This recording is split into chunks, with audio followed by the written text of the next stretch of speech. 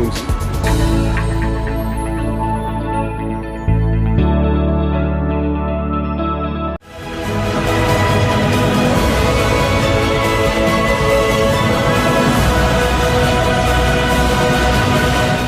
Madame, Messieurs, bonsoir et bienvenue à ce nouveau numéro de l'émission Décrit Info, ce magazine d'analyse d'actualité politique, sociale, économique et juridique qu'on a lancé ici chez nous à CPL Télévision. On prend des questions importantes qui retiennent l'actualité dans plusieurs domaines.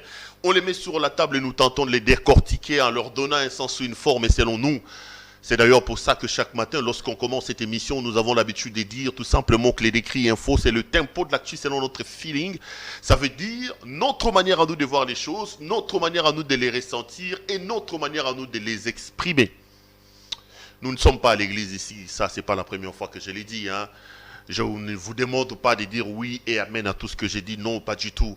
J'expose mes propos intempris de vos critiques parce que je reste convaincu que du choc d'idées, la lumière, alors la vraie lumière finit toujours par jaillir. Donc ce que je dis ici peut être contesté, ce que je dis ici peut ouvrir un débat. Parce qu'on doit débattre, les amis. Je suis foncièrement ouvert au débat, aux critiques. Mais je hais d'une certaine manière les insultes parce que je suis mal à l'aise de constater que dans ce pays, les invectives, les insultes deviennent de plus en plus monnaie courante dans les débats politiques et dans des questions liées à la politique. Non, pas du tout. Je voudrais vraiment que vous le sachiez que ce que j'ai dit ici n'engage que moi-même. Parce que dans les décrits info, en fait, je suis tout simplement dans la peau d'un éditorialiste. Je me présente un éditorialiste et ça veut dire quelqu'un qui vient exprimer son point de vue, quelqu'un qui vient donner son avis sur une question donnée dans la société. Un avis ne peut pas créer l'unanimité. Je ne peux donc pas imposer ma vue, ma manière à moi de voir les choses à vous tous. Non, pas du tout.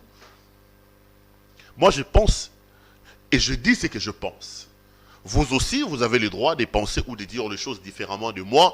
Le plus important, c'est que nous puissions nous aimer, que nous puissions faire avancer notre pays, la République démocratique du Congo. Les amis, je suis heureux de vous retrouver et je tiens sincèrement à vous dire merci pour la confiance que vous n'arrêtez de témoigner à cette émission et à cette chaîne, au travail que nous faisons ici, la main sur le cœur. Laissez-moi vous dire grand merci. Grand merci parce que vous n'arrêtez pas de vous abonner massivement. Grand merci également parce que vous n'arrêtez pas de nous appeler, de critiquer ce que nous sommes en train de faire ici. Vos critiques, vos appels, vos remarques, parfois rigoureuses, nous permettent tout simplement d'améliorer le travail que nous faisons. Parce que ce que nous faisons ici, nous le faisons essentiellement pour vous et nous voulons le faire avec vous. Merci beaucoup. Vous avez vu mon thème? Je suis venu un peu pour qu'on parle un peu de ces jeux qui se jouent au moment où nous parlons sur la question de la désignation des membres de la Commission électorale nationale indépendante avec l'Église catholique qui rentre un peu en contradiction avec l'UDPS. Ça fait un jeu de ping-pong, tel joue, tel répond. Je donnerai mon point de vue sur ces processus-là et j'ouvrirai le débat parce que, je l'ai dit au départ, moi j'aime les débats, je voudrais que nous puissions discuter de tout et de rien. Mais vous connaissez le principe de cette émission, le gars. Le principe est que nous ne commençons jamais nos décrits info sans pour autant réserver les premières minutes à la situation sécuritaire dans l'Est de la République démocratique du Congo. Je suis heureux. Ce matin, j'ai appris dans les informations que l'inspecteur général de la police, des forces armées de la République démocratique du Congo, le général Gabriel Amisi Nkumba, et dans l'Est de la République, il avait commencé à Ituri et il devrait aussi aller à Goma. Et de sa tournée, ce matin, nous avons appris qu'il y avait une arrestation d'une douzaine de personnes accusées notamment de détournement des fonds dans le cadre de l'état de siège. Bravo, le général Gabriel Amisi. Nous ne devons pas être prompts à la critique, mais nous devons aussi être prompts aux encouragements lorsque quelque chose de bien est fait. Je ne m'explique pas, les amis, que nous soyons dans un pays qui vit des situations catastrophiques et dramatiques, notamment dans sa partie Est avec l'insécurité, que le président de la République, le numéro 1 de nous tous, commandant suprême des FARDC, décide de lancer l'état de siège pour ramener la paix et la sécurité, qu'il y ait de nos compatriotes qui se permettent de pouvoir détourner les efforts fournis par les autorités pour mettre nos FARDC dans de bonnes conditions. J'ai été heureux de suivre aujourd'hui dans les informations qu'il y ait des arrestations dans le rang des FARDC. C'est une très bonne chose. Et pour ça, il faut que nous tirions les chapeaux au commandant suprême. Dites tout ce que vous voulez. C'est comme quand les FRDC gagnent des batailles. Les gens applaudissent les FRDC, mais l'honnêteté voudrait quand même qu'on dise aussi chapeau bas au numéro 1, d'une certaine manière, des FRDC, Monsieur le Président de la République, Félix-Antoine Tshisekedi Tshilombo. Bravo, Monsieur le Président de la République, et bravo aussi à l'Inspection Générale. Ici, je voudrais réitérer mes encouragements à l'état de siège. J'ai dit lorsque le Président de la République avait lancé l'état de siège, que ma joie était de constater que pour une fois dans ce pays, au niveau le plus élevé de la République, les gens ont décidé de prendre des décisions et de faire focus sur la situation sécuritaire dans l'Est de la République. J'ai eu l'impression que la terre a arrêté de tourner et que la République démocratique du Congo, au niveau le plus élevé, s'était concentrée pour l'aspect et la sécurité dans l'Est de la République. Que certains de nos fils et certaines de nos filles détournent l'argent et que l'appareil judiciaire militaire décide de se mettre en branle, ça c'est des choses qu'il faut saluer. Ça c'est des choses qu'il faut saluer. Dans la foulée, il faut également saluer l'humanisation de nos services de renseignement et de sécurité. Vous avez vu qu'il y a eu des désordres au campus, un étudiant a été assassiné lâchement, un acte que je condamne d'emblée. Mais au-delà de la configuration, les amis, regardez le comportement du commissaire provincial de la police nationale congolaise, ville de Kinshasa, le général Sylvano Kassongo. Mon général, je voudrais vous tirer mon chapeau. Ici, je réitère mon soutien et ma solidarité à nos FRDC et aux éléments de la police. Le général Kassongo publie un communiqué qui m'a laissé sans voix, qui m'a agréablement surpris, dans lequel, pour une fois dans ce pays, une bavure s'est produite. La police nationale congolaise reconnaît la bavure et présente même des excuses. On sent que chaque jour qui passe, c'est vrai que nous n'avons pas encore atteint le paradis, mais nos services de sécurité commencent de plus en plus à s'humaniser.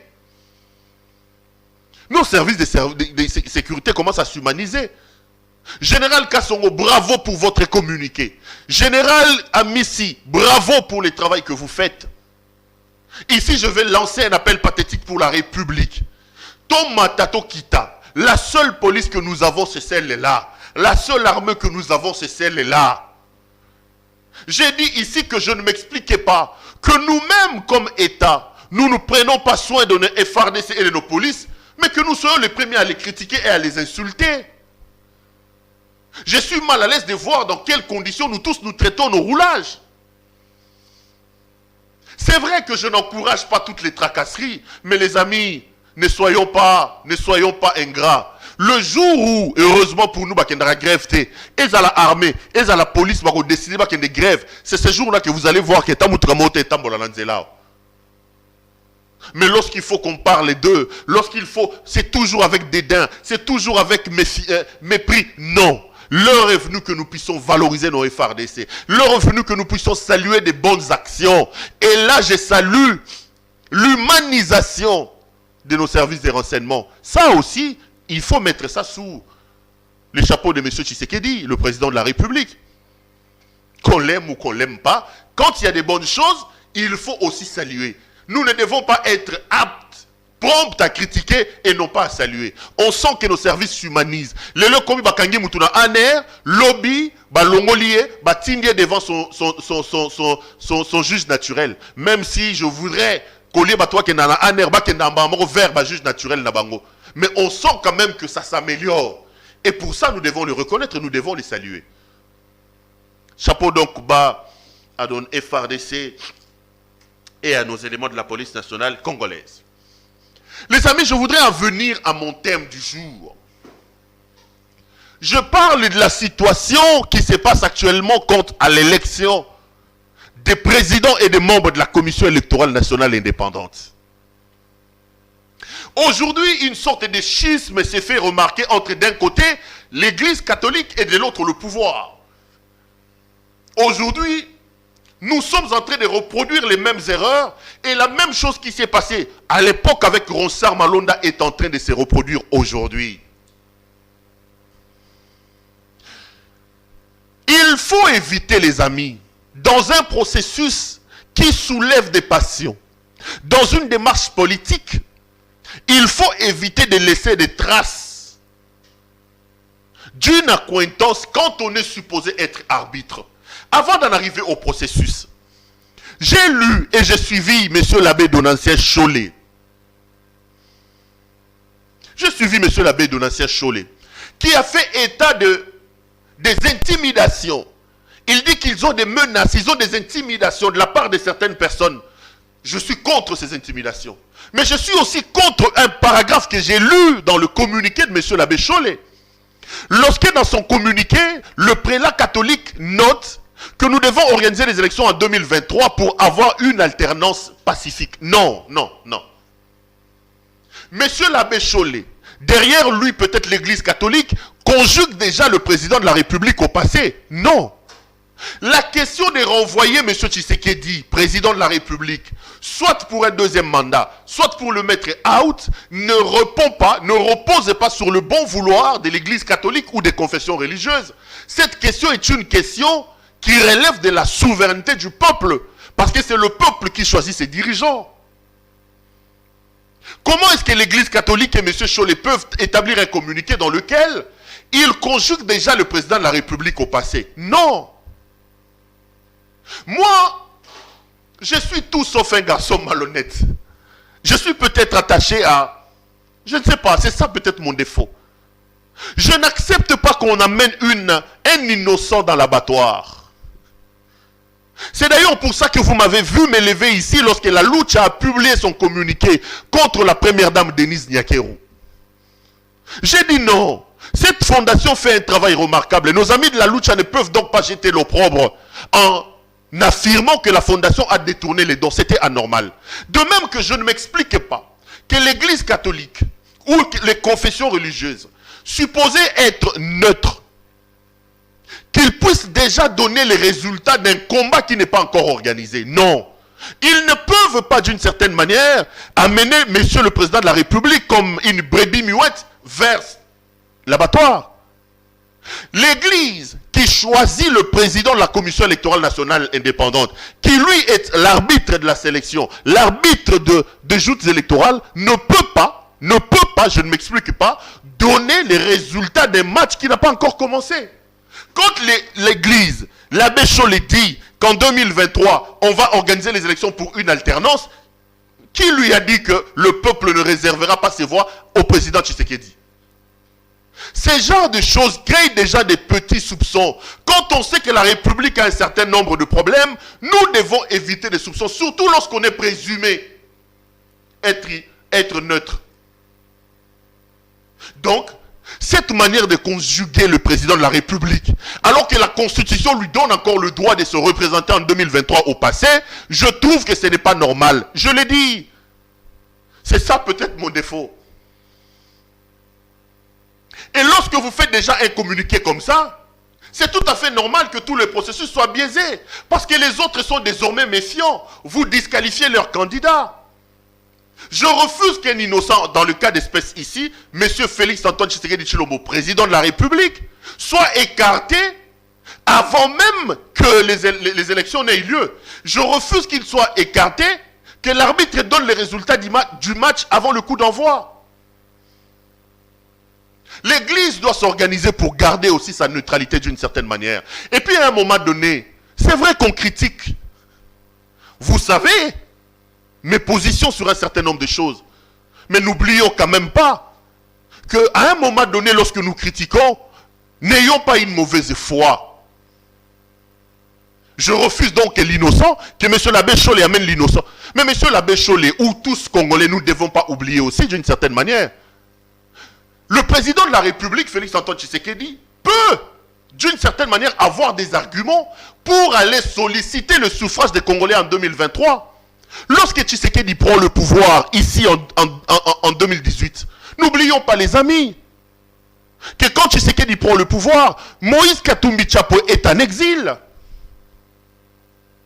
Aujourd'hui, je suis heureux de voir notre démocratie transpirer. Prenons par exemple la loi Tiani. Vous connaissez ma position. Je suis contre cette loi parce que je trouve qu'elle est clivante. Mais aujourd'hui, si les katumbistes commencent à parler et pensent à ce que Katumbi peut être candidat président de la République. N'oubliez pas, c'est parce que Tshisekedi a accepté que Katumbi revienne.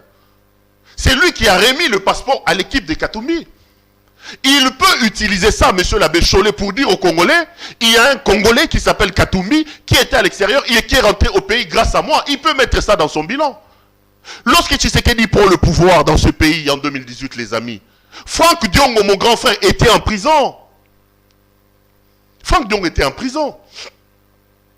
Jean-Claude Mouyambo, mon grand frère, était en prison avec une cheville totalement décousue du fait des actions malveillantes de M. Kabila. Mais aujourd'hui, tous ces gens-là sont à l'extérieur. Monsieur le président de la République peut donc aller dire aux Congolais, écoutez, depuis que je suis là, regardez la situation en termes de droits de l'homme s'améliore. Nous tous ici, moi je viens chaque matin ici, quand j'ai à dire contre le régime, je l'ai dit. Mais à l'époque de Kabila, tu diras comme ça, tu descends ici, Kalev te prend. Kalev te prend. C'est comme ça qu'un jour je disais à mon grand frère Jean-Marie Kassamba sur son plateau, écoutez, moi je critique le président de la République, oui. Mais n'extrapolons pas. Parce que si le président de la République a des erreurs, il est encore au niveau de la malaria. Parce qu'il voulait comparer. Mais Kabila, c'est la peste. Entre la peste et la malaria, le choix est clair. Donc il y a des choses que le président de la République a faites, qu'il peut d'une certaine manière présenter aux Congolais pour solliciter leur suffrage pour 2023. Et il revient aux Congolais, rien qu'aux Congolais comme souverain primaire, au peuple donc, de dire, monsieur Tshisekedi, nous ne voulons plus de vous, ou monsieur Tshisekedi, nous vous accordons nos suffrages. Il ne revient pas à monsieur l'abbé Chollet. Soyons logiques et soyons justes avec nous-mêmes. Il ne revient pas à monsieur l'abbé Chollet. De dire, non, on va organiser les élections pour une alternance en 2023. Non, je ne suis pas d'accord. Je ne suis pas du tout d'accord avec ça. Je ne suis pas du tout d'accord avec ça. Félix Tshisekedi n'est pas un diable qui mérite d'être conjugué au passé par l'arbitre bien avant le coup de sifflet du match. Non, non. Soyons logiques avec nous-mêmes. Donc, en 2 ans ou 2 ans et demi, on ne peut quand même pas dire que tout est noir. Il y a des choses qui ont été faites qu'il peut présenter chez les Congolais. Il reviendra, il appartiendra aux Congolais eux-mêmes de dire, ça c'est bon, nous te donnons un mandat ou nous refusons, il n'appartient pas à M. Chollet. J'avoue que sur le plan social, il y a encore des choses à faire. Moi je dis, le président de la République a 2 grands défis majeurs à relever à l'heure où nous parlons. Le premier défi majeur que son Excellence, Monsieur le Président, doit relever, c'est le défi de sa communication. Aujourd'hui, dans le pays et dans le monde, la guerre politique a une sorte d'appendice importante qu'il ne faut pas négliger, c'est la communication. On mène aussi une guerre de communication. Même à l'étranger, dans de grands pays, vous le remarquez. Le président de la République doit tout simplement soigner sa communication. Parce que la communication dans la configuration politique actuelle est un enjeu majeur. Et sur ces points-là, je me rends compte que le régime a quelques petits problèmes. Il faut que la communication du président. Vous devez nous vendre notre président de la République. C'est ce que j'ai dit ici. Si Chollet dit qu'on doit organiser une alternance, non. La communication du président doit s'articuler sur le fait que le président a aussi fait des choses. J'en ai cité quelques-unes. Le retour de Katumbi, c'est à mettre dans l'actif de M. Tshisekedi. La libération de Mouyambo. La libération de Franck Diongo. On disait de lui ici qu'il est pantin, qu'il est marionnette, qu'il est ceci. Il a réussi à déboulonner Kabila.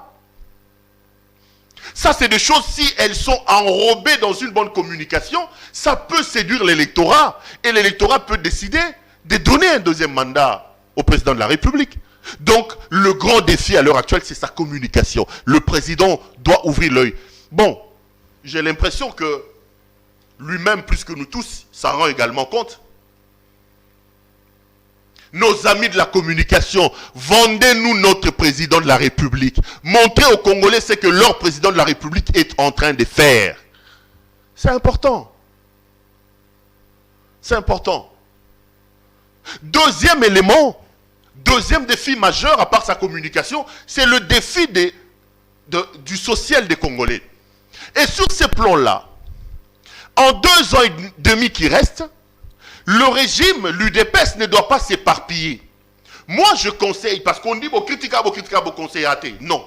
En 2 ans, le régime peut choisir quelques angles qui touchent immédiatement au bien-être et au vécu des Congolais. C'est concentrer là-dessus, améliorer pour avoir un impact.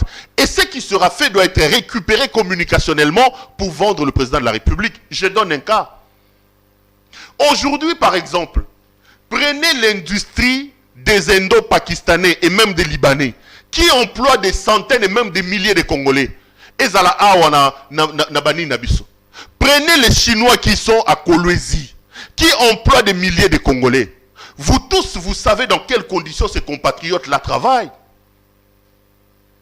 Le gouvernement peut s'organiser pour faire respecter la loi du travail. Imposer le respect des textes à ces Indo-Pakistanais, Libanais et autres Chinois. Pour ça, nous n'avons pas besoin du FMI. Pour ça, nous n'avons pas besoin de la Banque mondiale. Si ces gens-là se mettaient à respecter nos lois, la vie des Congolais qui travaillent avec eux changera de facto. Ça, on peut mettre ça comme un bilan.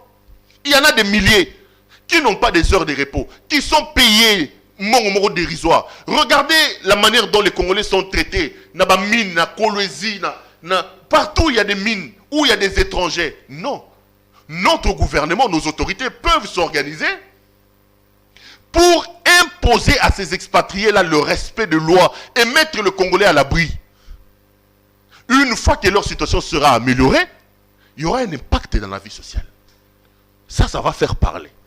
Il y en a comme ça des secteurs qui peuvent être utilisés pour changer radicalement la vie des Congolais, sans pour autant avoir beaucoup de bruit. Aujourd'hui, on parle par exemple de la gratuité de l'enseignement. Des millions d'enfants congolais ont repris le chemin de l'école grâce à la gratuité de l'enseignement. Ça aussi, c'est à mettre à l'actif de M. Tshisekedi. Qu'on l'aime ou qu'on l'aime pas. C'est aussi à mettre à l'actif de M. Tshisekedi. Si une bonne communication accompagnait le processus des gratuités, on se rendrait compte que c'est une décision sociale importante. Et d'ailleurs, le président de la République peut s'en servir comme élément de campagne en 2023 pour dire aux Congolais, écoutez, grâce à la gratuité de l'enseignement, des millions d'enfants ont repris le chemin de l'école. Donnez-moi vos suffrages. Il ne revient donc pas à M. l'abbé Cholé de conjuguer le président de la République au passé. Prenez ce que l'IGF est en train de faire. M. Jules Alenguete. J'étais ici parmi les gens qui les critiquaient énormément.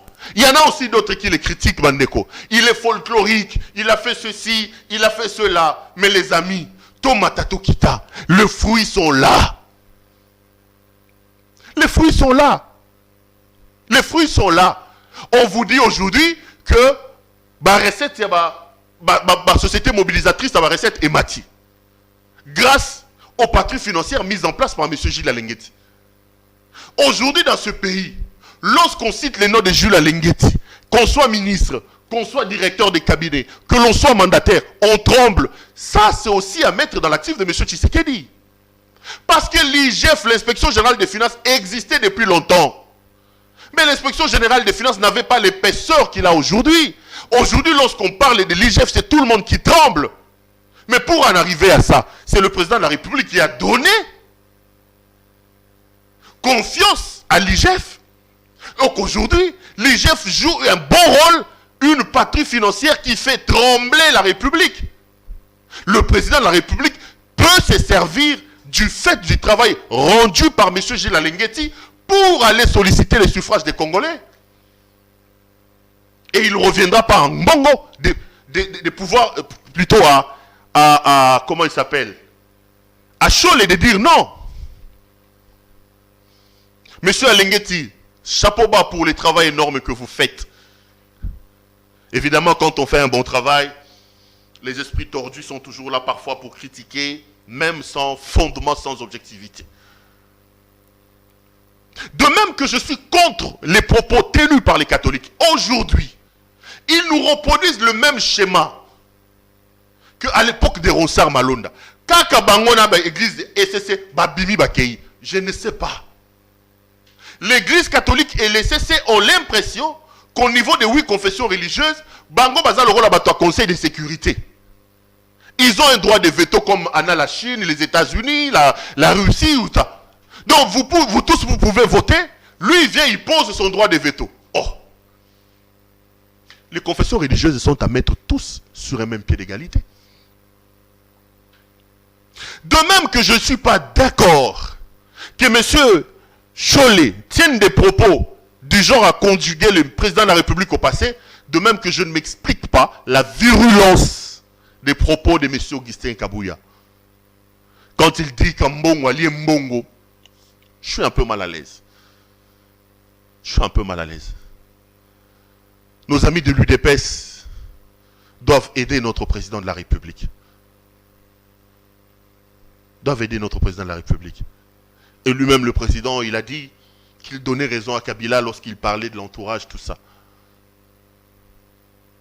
On peut critiquer Mbongo sans pour autant tomber dans ce genre de propos. Non. Je pense vraiment que comme secrétaire général du parti présidentiel, ces déclarations-là n'avaient pas lieu d'être. N'avaient pas lieu d'être. Un peu de la mesure entre nous, ça permettra à la République d'avancer. Voilà, les amis, les 2-3 petites choses que j'avais à dire.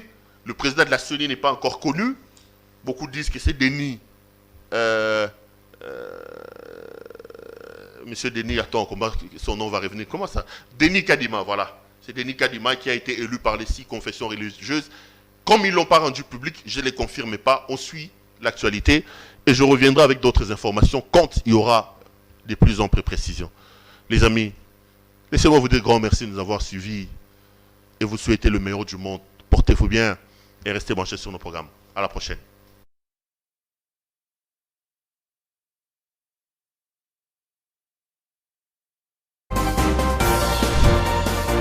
Mopao Mokonzi.